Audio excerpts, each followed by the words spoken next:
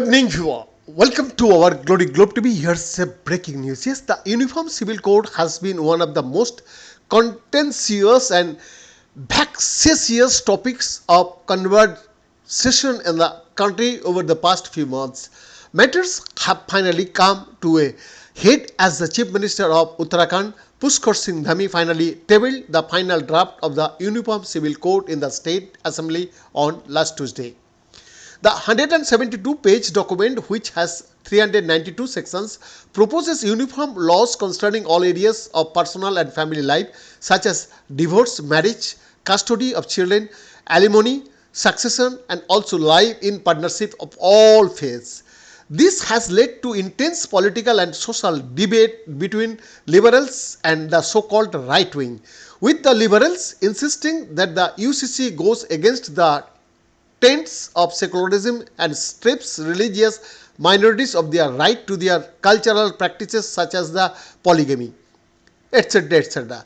Some of these prajas were the same people who last week were infuriated at Pakistani cricketer Shoaib Malik's second marriage to Sana Javed, and also mercilessly trolled the newly married couple in the rightful defense of Sania Mirza, who was allegedly driven to take khulla and divorce her husband since he wanted a second marriage.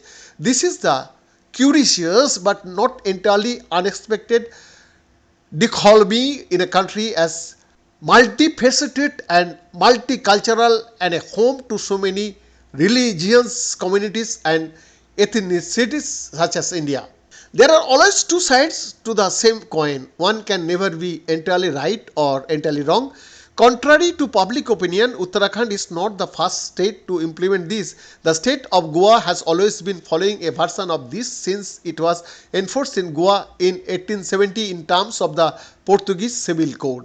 1867, when Goa was still under Portuguese rule, the territory continues to follow this code even after joining the Indian Union, which represents a model of uniformity, treating all religions equally and uploading certain specific rights. Marital property laws in Goa require equal ownership of properties before and after marriage and equal distribution in case of divorce and equal rights to heirs irrespective of gender. They are also the only state in India to allow for prenuptial agreements. Polygamy is blamed in the state irrespective of religion.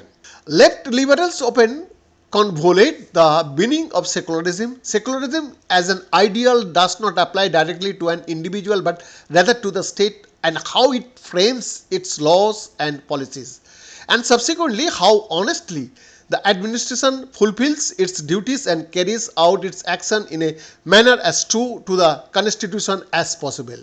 Article 44 of the Constitution states that the state shall endeavour to secure for its citizen a uniform civil code throughout the territory of India.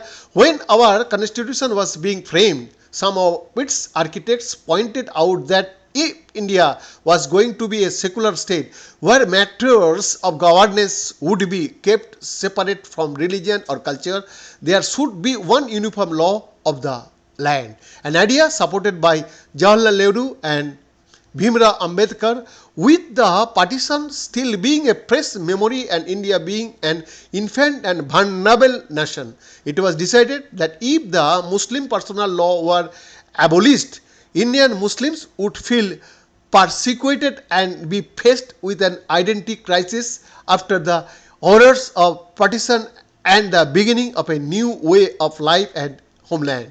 Bien das report, Glory Globe TV, Delhi, Bharat.